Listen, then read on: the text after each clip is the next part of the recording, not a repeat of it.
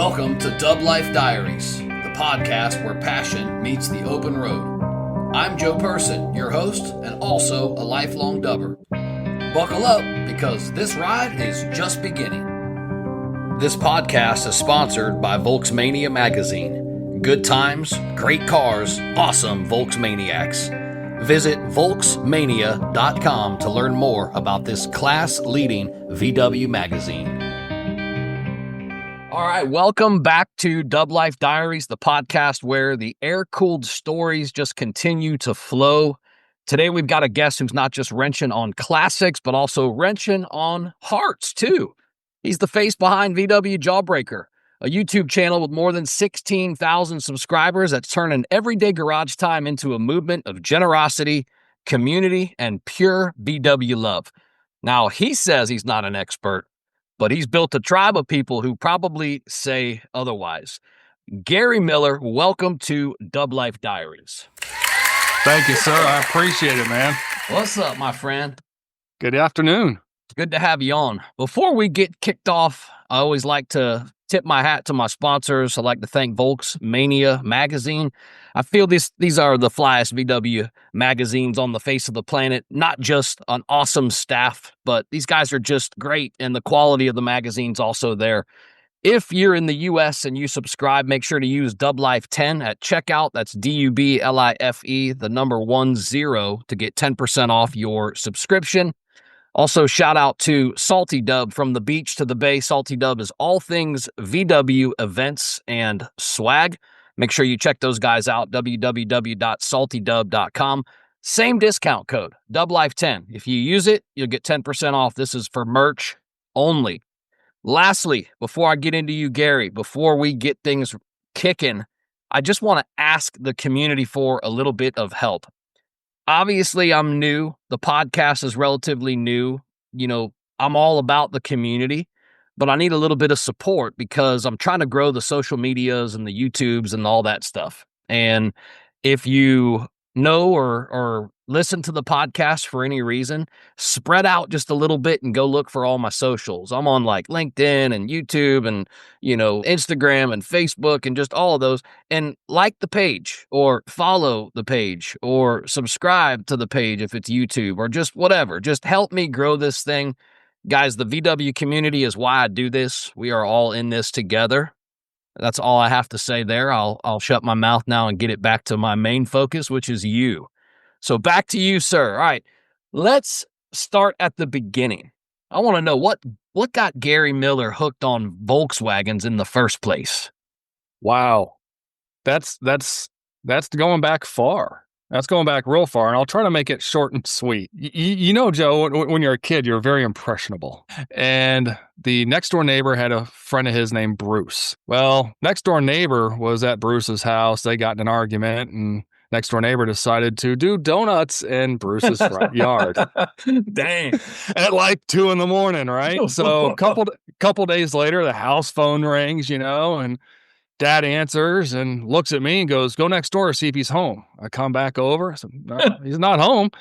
And Bruce goes, "Do not call the cops." He goes, "Paybacks are you know what." Yeah. So next thing I know, I hear this whoa up the street, and I just looked at my dad with his huge eyes. I was like, "Dad, what is that?" He goes, "Bruce custom builds sandrails." I went, "What's a sandrail?" Like I said, I'm 7, 8 years old, 9 tops.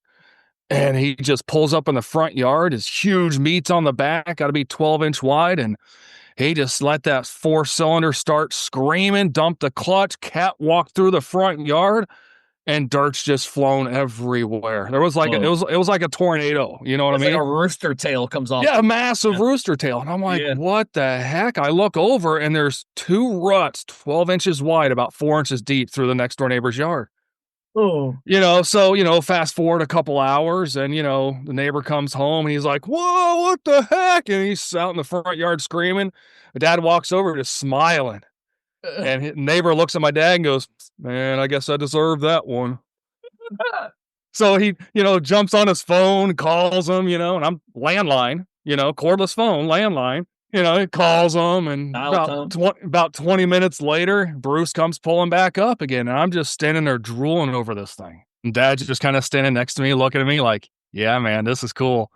And I mean, I'm talking the frame is metallic, gloss black powder coat, got a metal flake front nose on it, that's, custom fiberglass, hand laid. Everything's custom built by this guy. Big old motor out back. The floors are not expanded metal.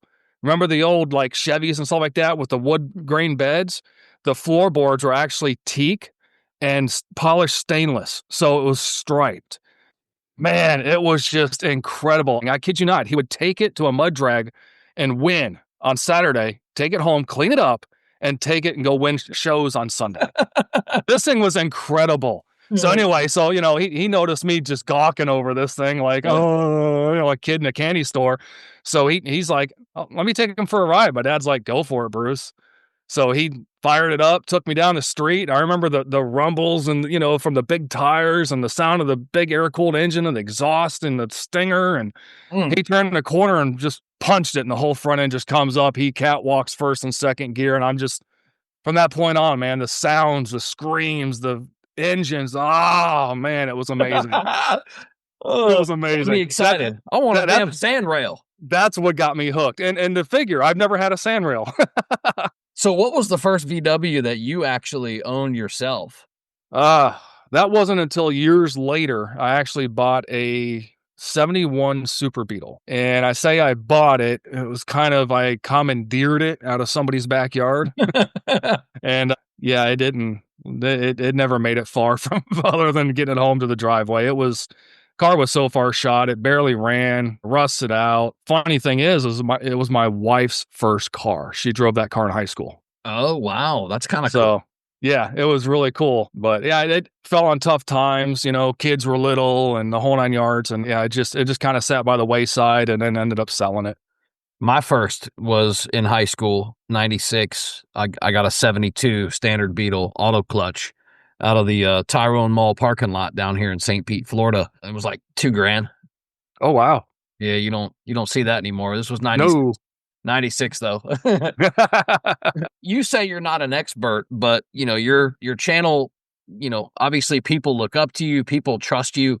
Where do you draw the line between having experience and having expertise in the VW world? That's a tough one, to be honest with you. I don't really think there's a way that you can say. I don't honestly think there's a single expert out there. All right, Ooh, you may be really good at paint and body, but you can't build an engine.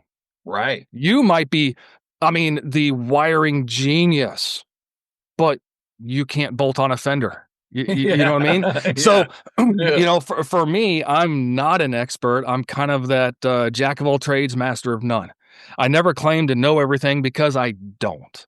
There's always so much more I can learn. And there's so many people out there that have gotten me to where I am today. Yeah. And without those people, I wouldn't be here right now. I wouldn't be talking with you right now if it wasn't for those people that, help you along through your journey of life. Yeah, that's also really a super positive attitude, right? Toward the whole big picture. Typically in what I do professionally or what I've done professionally for work for many years, a lot of consulting, a lot of coaching and training, you look for people that want to develop, right? And then they seek out you as a coach or a trainer. But one of the first questions you ask them are you coachable? Mm-hmm. Right? Are you willing to learn? Right? And it's a very serious question. A lot of people say they are, but they're not. You're like leading with the fact that, hey man, I'm here. I'm ready to learn. And that's a lot of what I'll do too. Like in the videos, I will tell people, hey, this may not be the best way to do this. This may not be, the one all cures all, but this is how I'm doing it. And I'm going to show you the results that I get. And from there, you make your educated decision and you move forward on your project how you feel you need to. The whole YouTube thing, like when did it hit you to start documenting the journey publicly? You want the real answer? Yeah, for sure. My son bullied me into doing it. No way, man. That's yep, awesome. He's 16 now. He was I don't know 7 or 8 at the time, and he was doing YouTube, streaming, video game or whatever he was doing. And he goes, Dad, you're always out here working on stuff. You need to record it and put it on YouTube. And I looked at him like, you're a moron. You're a kid. What do you know? All right. And, one thing led to another. And he kept kind of like, Dad, come on, you need to record this. You need to record this. Man, I don't know. I don't know. And then I was watching Easy Jeezy. And, he said something to the effect of, get out in the garage and work on your project or something along those lines. And then I was like, yeah, I'm getting ready to, Easy. Don't worry. I'm getting ready to. And then I clicked over to a VW Darren video. He goes, get out in the garage and hit record. And I was like, wow, is that some signs or what? I'm getting bullied by my little kid. I got Easy Jeezy and VW Darren telling me to go out there and record. I'm like, okay, I guess I'll go out there. And I've actually had conversations with both of those guys. Damn. I've watched both of those way longer than Easy Jeezy. I've actually watched longer than I've had Jawbreaker. It's one of those things where a Volkswagen thing popped up and I'm like, I love Volkswagens. I don't have one yet, but I love Volkswagens. And I'm watching him and I just, for some reason, I can relate to the way he rambles. I really can. And, I had, like I said, I had conversations with both of them going, everything I'm doing has been covered. Why oversaturate the Volkswagen community with the same stuff that's already out there? And every single person, Jason Vogan, including him, they all told me the same thing. They said, listen, you have a way of delivering it that people resonate and understand. Just keep going. Yeah, man. Damn. And I'm like, okay. Yeah, it's almost like almost like a stamp of approval in a way. Yeah, right? yeah. That's kind of where like you got this. You got their approval. That's basically. Yeah. I couldn't have said any better. See, you got a good way of describing it. Yeah, but I mean it. But at the same time, though, what Easy Jeezy does, what VW Darren does, I can't compare to that. Their knowledge far surpasses what I have. But I also have the guts to get out there and dig into it and figure it out. But you said something that that's even bordering profound. It's the delivery. Yeah. It doesn't matter how smart you are, and I'm not discounting them by any means at all. But here's what I'm saying. A lot of technicians, so to speak, would show up at a house and talk their way out of success on a call because they confuse the customer with a lot of technician talk. Yeah. Right. And sometimes those real smart guys, that's what happens in videos is they get real geeked out. And that's okay for a lot of people that understand it. But for general pop, like a guy like me, I'm not that mechanical.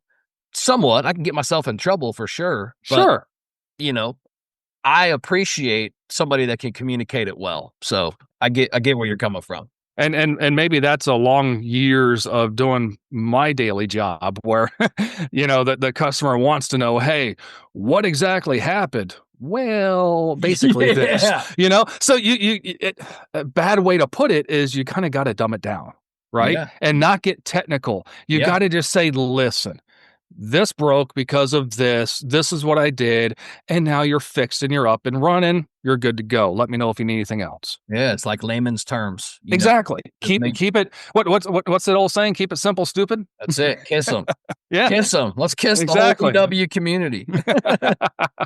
So talking about the community, how has the VW community changed your life on a personal level, on a social level, even on an emotional level? Honestly, I mean, if you look at a lot of the other car cultures, I remember being 16, 17, having an old Chevy and found out by driving by one Sunday that they had a Cars and Coffee.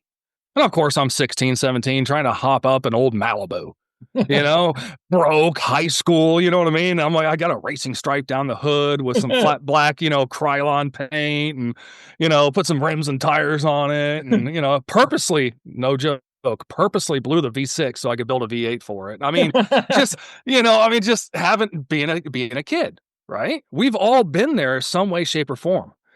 And I remember pulling in and getting out. And I'm like, check it out, man. I'm parked with a bunch of other Chevys. And they're all looking at me going, what are you doing here? And I went, excuse me? What are you doing here? That car's hideous. Get it out of here. Oh. And I left. No. Yeah, I left. Years later, a buddy of mine had a really nice Ford and, it was kind of before the patina thing came in and stuff like that. It was an old pickup truck, like early 70s Ford F100 pickup truck, and something similar. We rolled into a car meet together, and I was riding with them, running some errands, and we're like, hey, check it out, car meet, let's run over there real quick. We pulled in, and they're like, oh, no, you don't fit, you're not shiny and pretty, and no, you need to leave. Go to a Volkswagen event. That's not going to happen. That's not going to happen. You have your people that prefer their originals. You have your people that prefer their gorgeous shiny paint. Yeah. And then you have the people that the thing's held together by deck screws, zip ties, duct tape, and license plates. Yeah. You know what I mean? Yeah. And we all park together. Yeah. My thing is I have lots of different tastes. Me too. But for me, if you're there and you got it there, man, I appreciate you and the hard work you put into it. It's that simple. Even if it's not something I would drive or own, you got it there. You're happy. You're proud of it. Heck yeah, man. Heck yeah, man.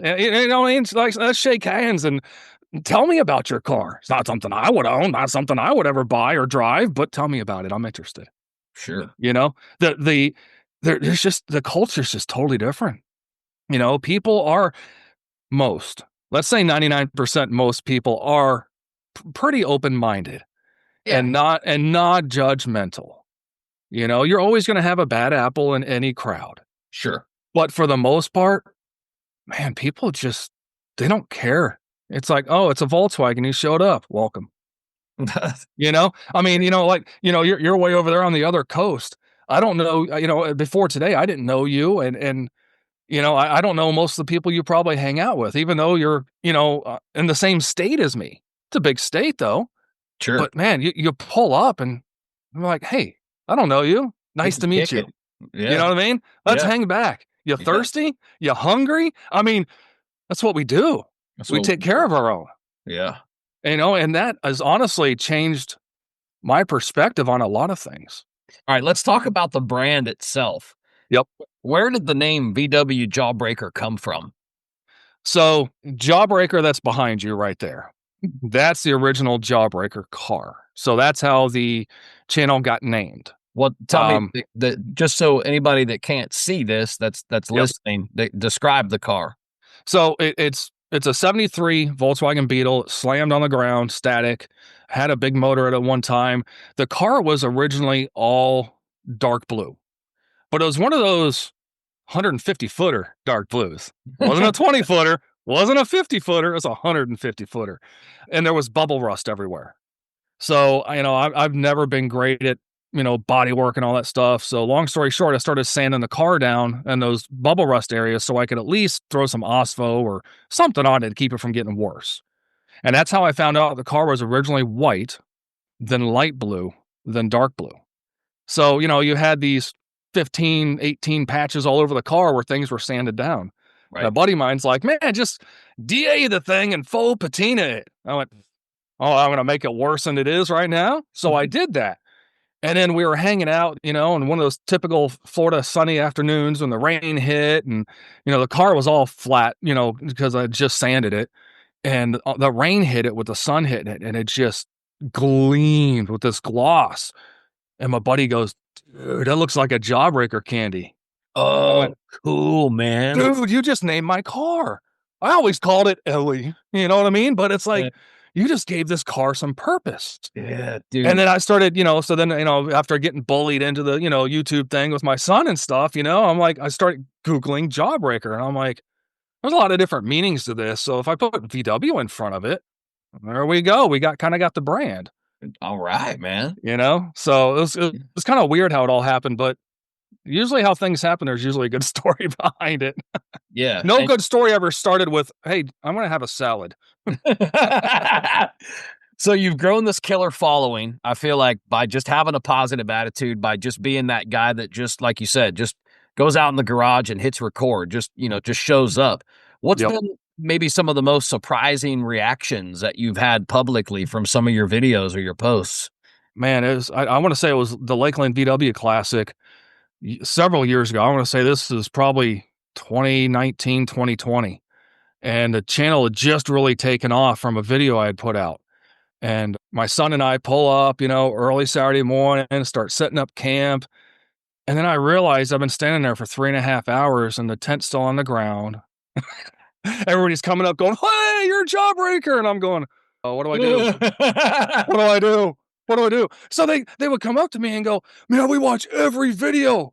And I'm so sorry, you have nothing better to do with your time. I didn't know how to react to it. Right. You know, I'm just like, "What are you talking about? You watch every video? Or seriously, what do you do with your time?" And it wasn't until saying that for a couple years that finally somebody said, that's kind of rude. And I was like, "I'm sorry. I deal with things in weird sense of humor ways." They're like, "Yeah, but I really appreciate what you do. And the way you say that, it just kind of sounds rude." And I went, "You know what? You're right. I apologize." You know? So I actually said it in one of my videos. If I've ever met you, and I've said this, it was out of fun. But that really took a lot of getting used to. One of the cool things is, you start questioning why you're doing things sometimes. You're putting all this hard work into it, and you're doing this podcast and it's starting to take off, but you're not getting the views you hope you want, and blah, blah, blah, blah, blah. Why am I doing this? And then you get a comment or an email going, "Man, this is exactly what I needed. Thank you." Yeah. And Yeah. it's like, all right, going back out to the garage. Where's my camera? On the YouTube channel, walk us Mhm. through maybe what a day of filming looks like for you. Is this stuff that you plan, or is this stuff that's really kind of off the cuff? Usually 9 out of 10 times, I know what I'm doing for the video day. I usually have parts ordered. I usually have everything ready to go. I've walked it out in my head, how the day's going to go, what's going to, happen, get an idea of camera angle placements, basic lighting, things of that nature.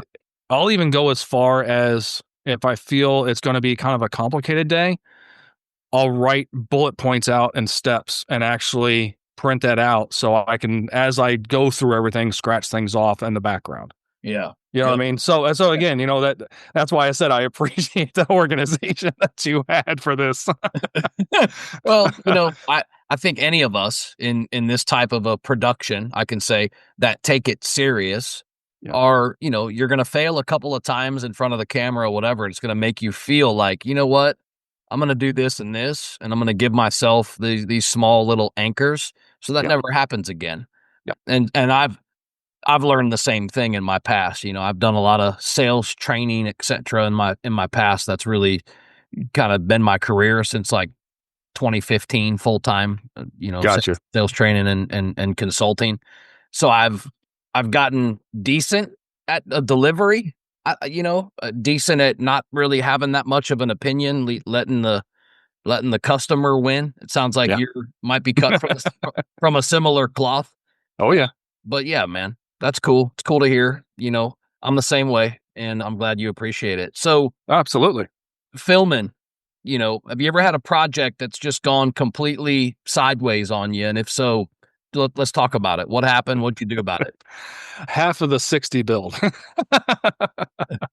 The 60, for those that don't know, it was a 1960 Volkswagen Beetle that the guy was actually going to go scrap. It was that bad. And I just saw the thing sitting there and I was like, I have an idea. So it kind of evolved into what it is, which is kind of a Volksrod with a 10-inch extended beam, but Baja wise with a drag wing on it, big motor, big hitch. And Mm. I love it. You know what I mean? It's like a mashup, right? I like Bajas, I like Voltrogs, but Jawbreaker slammed on the ground static. So it's like I kind of want a Baja, but I don't want a typical Baja. So let's just make something. And so I just sat down and started figuring out like what all did I really want? How can I mix all these things together? So with that being said, most all the body work did not go to plan because I'm not a body work guy. I learned a lot about sheet metal welding. Let's just say that. I can build you a trailer, I can build you a hitch, I can build you all kinds of heavy duty stuff. This sheet metal stuff's for the birds, dude. Really, it's for, like you said earlier, some people are good at this thing. Other people are good at that thing. With metal work, especially body work, I feel like that's a true profession and almost a professional that can do true metal work like that. Very precise, very clean, very good. It's Yep. truly an art, period. It really is. And to Really be is. honest with you, that's kind of where the theme for the car came from, was about halfway through, because I had this idea in my head is basically how it turned out. But I had to put the rhino lining on a little thicker than I wanted just to kind of hide some of the stuff, because I'm not good with filler. I'm not good with all this stuff. There's some little bit of tin canning in there where the metal goes thunk a thunk. There's the roof and a couple of the doors have more waves than the Atlantic Ocean. I mean, it's bad, dude. It's kind of bad, but you have sometimes unrealistic expectations, right? And you put those unrealistic expectations on yourself, and it just multiplies and multiplies and multiplies. So what I finally learned was, you know what? This car is just going to be what it is. It's going to be perfectly imperfect. And I'm fine with that. I like it. You know? I feel like that's like the acceptance of the VW community as a whole, perfectly imperfect. Yeah. Whether it's a, $130,000, $140,000, 23 window, split window bus, or it's a, VW thing that's so rusted out it barely rolls down the street. Like you said, man, they're all welcome in the same spot. They park next to each other. They share a beer and maybe a basket of fries. Who knows? Exactly. Yeah, that's awesome, man. So look, Yeah. you donate. I read this and I was so impressed. You donate an amount. I don't know. It doesn't matter, but of your YouTube earnings and your merch proceeds to the local Humane Society. Dude, I thought that was so awesome. I've got 5 dogs. I've always been an animal lover myself, but Yeah. just kind of walk me through why Humane Society? What inspired that decision? Same thing, man. I've always had pets. We've got dogs and cats and kids, which are like pets. But anyway, I've always had a huge soft spot for animals, man. I mean, not to sound less of a man or anything like that, but you sit there and scrolling on Instagram or whatever, you come across a reel of this abandoned dog that's half dead and somebody picks it up. Dude, I got a tear that goes down my cheek. Me too, bro. I stuck on those. I watched them. It tears me up. Yeah. So I've always thought, what can I do to just help make the world a little bit better place, right? Yeah. Because I can't make a big difference. Let's face it, me alone, I cannot make a big difference. But if everybody does a little, it adds up to a lot. So what I do is I take 20% of my annual income from YouTube, and then whatever merch sales I have, 100% of the proceeds, I donate to the local Humane Society every December. Just to help them out, and then some of us local people will do a food drive a couple times a year or whatever, just to help them out. I mean, those animals did not ask to live that kind of life. Yeah, no. That's so great. And there's always something behind the inspiration. Turns out for you, you're just an animal guy like me, and probably like a lot of people that can relate. Oh, absolutely. Animals are awesome, man. Has there been any specific stories, any specific animals that you know of that were impacted by your generosity?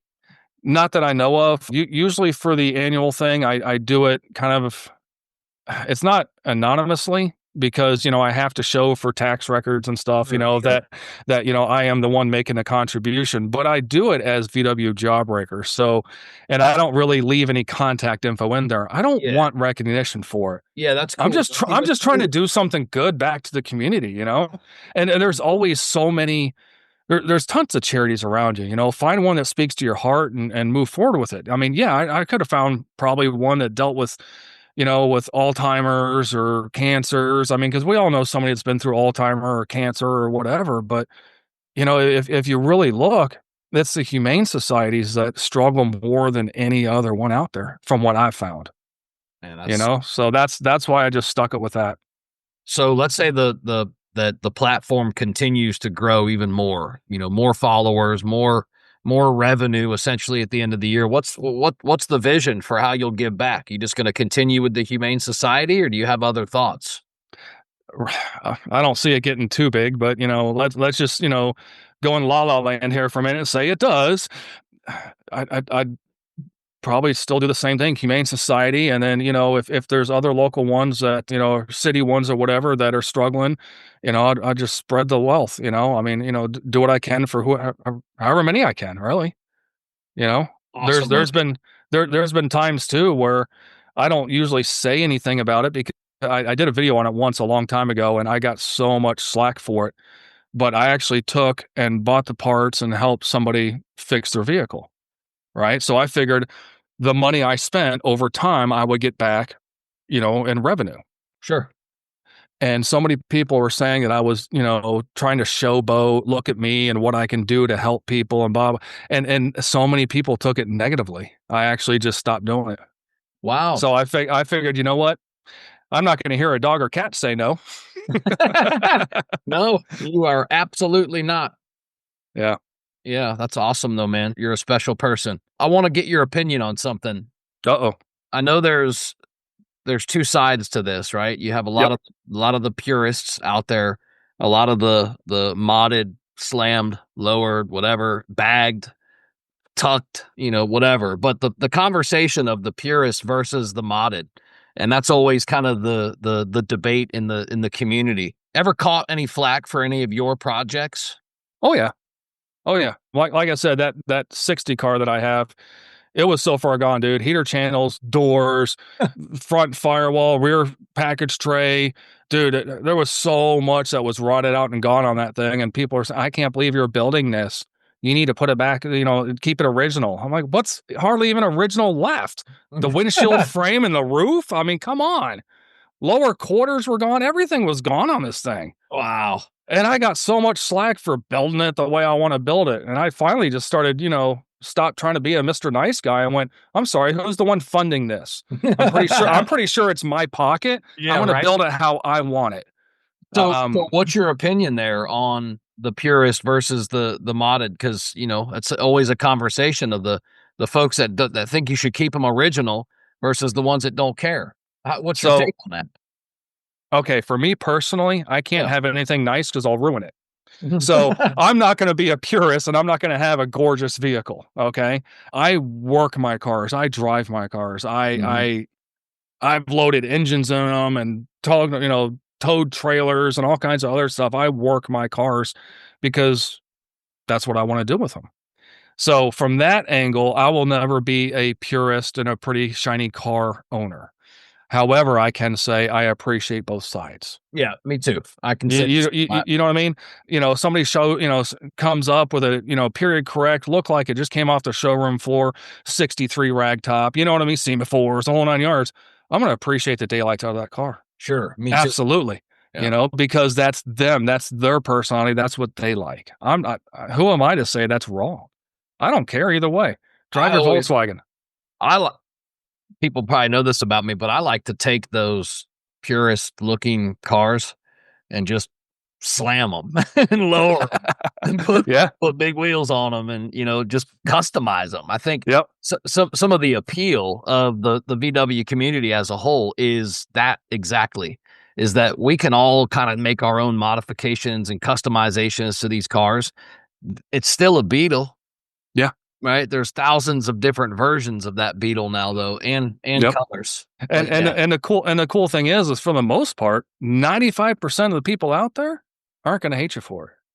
Yeah, you're going to have the diehard modded. You're going to have the diehard purist. That's right. Most all of them will appreciate you having your car out there and driving it, regardless. Air cooled or water cooled. If you were forced to pick a side, pick a team, tell me which one and tell me why. Well, I'm going to have to go with air-cooled since I have so many air-cooled vehicles. And the reason being is the sound.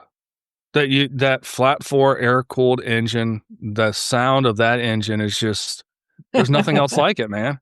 Nothing else like it. Now, if I wanted to run cross country and not have to worry as much, I'd probably pick a water cool. You know what I mean? But with air conditioning for that matter. But for anything else, man, air cooled, dude. I gotta be air cooled. Yeah, I'm down. I like it. With the VW community as a whole, I know we've kind of touched on this a little bit, but I want maybe to jump even deeper. What do you think makes the VW community different from other automotive clubs, other automotive cultures? I don't know what it is that makes it the way it is. I've thought about this a lot. A lot of people and I have had discussions about this. Mm-hmm. And I know you have too, listening to a couple of your podcasts. Yeah. And I think some of your some of my predecessors have wrapped it up pretty well. I can't honestly put my finger on it. I really can't. Is it because that it started off as a very inexpensive people's car and everybody had them? They're everywhere, so it's people can relate more. Yeah. Versus not everybody's had a Honda Civic. I don't know what it is, but for some reason, it's just more accepting. People seem to be a little bit more chill. Yeah. People seem to be a little bit more accepting and open-minded. Not all, most. But I can't, I've never been able to put my finger on it going, aha, this is why. I've never been able to figure that out. And I like to continue going and trying to. So you can agree, though, it is just different. Oh, absolutely. Yeah. If nobody's ever been, they need to get one and go. And you'll experience it for yourself, undoubtedly. Let's talk about events. I know, you've seen some events, maybe even a lot, especially in your area. What's your favorite VW show that you've been to? Nodo in Port Orange, hands down, top favorite, always will be. All right. I actually started going to that one before I even got that Super Beetle home. Okay. So what just for the listeners that might not know what Nodo is, I do because I'm here. Yep. But for the listeners that don't, describe Nodo for me. Nodo is unlike any other Volkswagen show out there, in my opinion. Okay. It all starts kind of at a local campground. Of course, you got to pay to camp. And then from there, it's pick whatever you want to do. There's a pizza meetup. There's a limbo. There's teeter totter now. And this is all over the town, right? Yeah, like this is all over the coast right here. All within 20 minutes. There's different meetups. You got the bay window rally. You got the split window bus rally. You go to the beach with people. I mean, there's tons of stuff to do all Friday and Saturday. And then Sunday is the main show at the city center. And it's nothing but a one-way street that's blocked off by the city and cops. Okay. The whole street all the way around this lake with a fountain in the middle is oak tree lined. And the setting is just gorgeous. I've seen some pictures. I haven't been myself. I want to go. Oh, man. And I'm going to go. But I've seen the pictures of those oaks, those mature oaks. And you're right, man. It's a beautiful scene. Yep. So my first show that I ever attended with a Volkswagen, I went 2 or 3 years prior to owning Jawbreaker. But it was one of those things where the wife found it on Facebook, and I think it was their second or third or first. I think it was their second year there or something like that. So Bill had just started the No-Do show. And the whole thing around the No-Do name is the show doesn't cost any money. That's right. No money. Yeah. It's free to attend. It's free to show up. It's free to show. And it's not a competition judge. Now, you got judges that walk around. Look, what's that? Sorry, I didn't mean to cut you off. Oh, but I just wanted to say, being a promoter that has events here that has to, pay the fees to the city and the cops and I don't know how he does it for free, but I love that he does. I love that he does. And obviously the community does too. How many cars are there for the listeners? Rough average, I would say anywhere between 750 to 850. And it's air cooled and water cooled. Yeah. It's like a small city coming in. It's people from up north come down for this. Yeah. There's people from Michigan and Indiana and New Hampshire. There's people that come in from Texas and so great. It's all over the place. You never know who you're going to run into or talk to or anything, man. It's just I love the camaraderie there and the overall vibe, man. There's a husband and wife duo from down in Miami, Florida that come up and DJ the whole thing. Oh, cool. And so because it's like a city park kind of setting, right? They have the speakers on the poles all the way around, kind of hidden in the trees. So you're hearing them jam on and DJing all day. Oh, and it's just the vibe is just amazing, dude. Absolutely amazing. Have you been to Bug Jam? I've been to every Bug Jam except for one since 2016 or 17. So this podcast is actually sponsoring this year in November the stereo contest. Nice. Yeah, so I'm excited about that. So if I don't see you anywhere else, I'll certainly see you there. Definitely, man. Definitely. So what are you Awesome. working on? What are you working on right now? Any projects that are coming up that you're putting out or anything like that? In total transparency, things are actually slowing down for YouTube right now. You know, I got a daughter in college now, and son's in high school. Wrapping that up. He's going to be a junior. I dad's widowed, unfortunately, from years ago, and he's been battling a lot of health issues. So I'm having to balance my time working a full-time job Yeah. and the family and all that stuff. So YouTube's kind of taking a back seat. I'm trying to put out content every 2 weeks instead of weekly. I did weekly for years, and it was tough.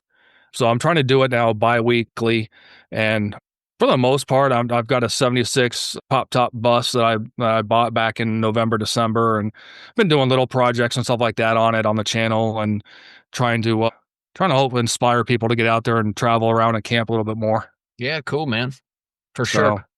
So somebody listening to this podcast that may consider getting into the VW world because, they heard this and they like it, what would be some good advice that you have for a beginner that would be, entering into this scene as somebody with no experience?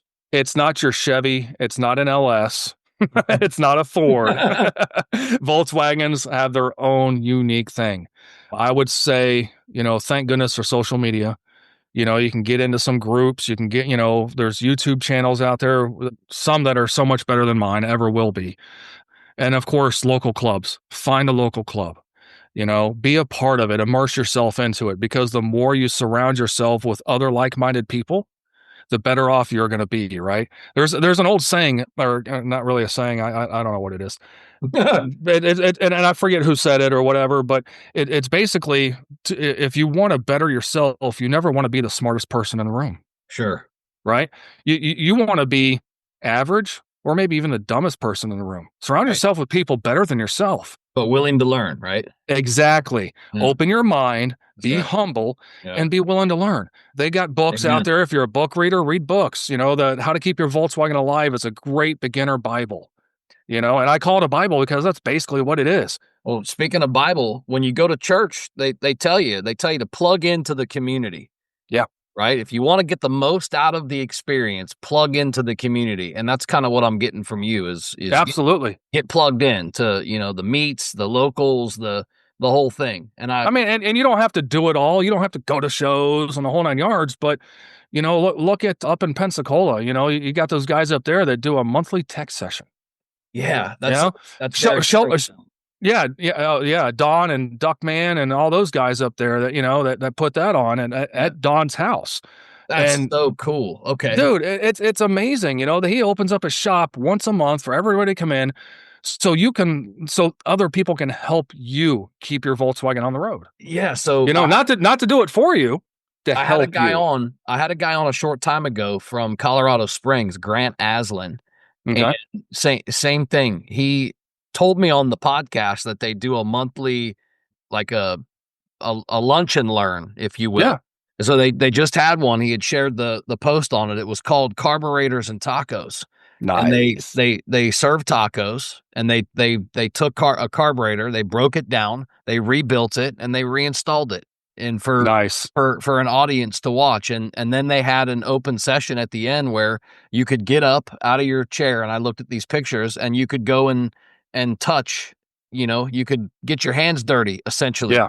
And dude, you want to talk about giving back to this community? That's what's up. So yeah, no, I agree. I agree. And how else are you going to learn about something like that if you do not immerse yourself into the local community, right? So you're going to sit there going, I know nothing about this car. Well, go learn. Yeah. The resources are out there. Find them and utilize them, man. Yeah, man. So most people are, let me say this real quick. Yeah. Most people in the Volkswagen community, if you ask them for help, are not going to turn you down. Amen. Right? I can't tell you how many times I've driven on the road and met a new stranger because they were broke down the side of the road and I pulled over. Yeah. Right? Yeah. Or I remember sitting on the side of the road and met some guy one time and I was broke down the side of the road. And he pulled over and he's like, sorry, I'm not even into my Volkswagen, dude, but I got tools, what you need. Sweet. And I'm like, you're like, dude, why'd you stop? Thank you. Yeah, exactly. But I mean, so that's my point though, is you're out there by yourself, you're not gonna learn, you're not gonna enjoy as much as if you surround yourself with other like-minded people. Immerse yourself and enjoy it. So what's one thing that you wish that maybe more people understood about keeping classic Volkswagens alive? Drive them. You let them sit, they won't act right. You gotta drive them, you gotta use them. Don't trailer them. Don't just go out there once a month and fire it up for 5 minutes and go, it's good enough. It ran. It's a it's a carbureted engine. It's not fuel injected. You can't let the gas sit there forever. You know what I mean? Take her out. Go to the store. Go to the gym. Go grocery shopping. Go Home Depot. Man, I had I had a roof rack, not in the picture, but I had a roof rack on Jawbreaker for the longest time. I actually went to Home Depot and put 3 privacy fence sections on the roof rack, strapped it down, and I thought I was going to go airborne on the way home, but I kept it under 35. But use them. Take them out. Use them. It's hot out, so go earlier in the morning or late at night. Drive your car. Yeah, I had somebody come on the podcast a while back, and I don't know if this ever made it to the final production, but they said something similar. They said these cars are designed to be driven. If you let them sit, they will quit. Yeah. If you let them sit, they will quit. That always kind of... I love that. With me. Yeah. All right, man. I got some rapid fire questions for you. All right, let's do it. A fast response. All right. Favorite tool in your toolbox? Me. Oh, my impact. Impact. All right. Dream build, money, no object. I can't honestly think of one, dude. I'm happy with what I have. Most overrated VW of all time? 23 window. 23 window. Funny. I said that earlier. Most frustrating repair that you've ever done? When I did the rear IRS wheel bearings for the first time, and I actually recorded it. I want to say there was probably 90% of the video I couldn't use because I was just staring at it, trying to figure it out. And then and that was in the early days of recording. So that's when I learned that if I'm not 100% sure, do one side, record the other. A good strategy, actually. Yeah. Are you a cat guy or a dog guy? Dog. I love all animals, but dog over cat. Yeah, I love all animals. I am a dog guy too. However, been with my wife 25 years. When my wife came into the picture, I had to get accustomed to cats because she had a couple or one or something. And then we ended up with one. And now I just think they're the coolest animals ever, dude. I mean, I'm not gonna lie, dude. I mean, when I was single before my wife, I had a cat. Yeah. I wasn't home much, you know what I mean? So a cat ruled. It was better than nothing. Yeah, dude. It's like here's food, here's water, here's a litter box. Peace out. I'm heading out for 2 days. Yes. You know? Yes. But I mean, if I have my pick, dogs are, I don't know, man. They can usually sense and feel you more than a cat can, usually. Yeah. Well, that we know of, I think, right? That they might express. Because I'm going to tell you, man, my cats, over time now, 20-something years, they've really been very intuitive. You know how they say a cat chooses you? Kind of like these doves. They kind of choose us, right?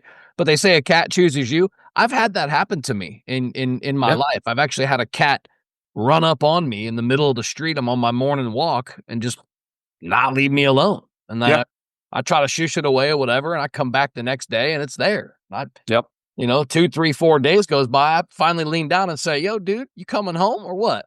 Yep.